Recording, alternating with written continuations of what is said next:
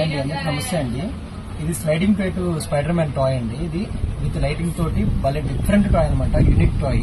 ఒకసారి అన్బాక్స్ చేసి చూపిస్తాను. ఇటువంటి బాక్స్ కంపోనెంట్స్ ఇట్లా వస్తాయి, 2 పీసులుగా వస్తాయి.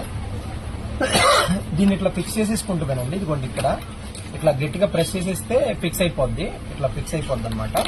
ఒకసారి చూడండి, ఇదిగోండి ఇట్లా ఫిక్స్ అయిపోయింది. ఇదిగోండి వెనకాల 3 బ్యాటరీస్ వేసుకోవాలి, AA బ్యాటరీస్ 3 వేసుకోవాలి దీనికి. ఇది ఒకసారి ఆన్ చేసి చూపిస్తాను.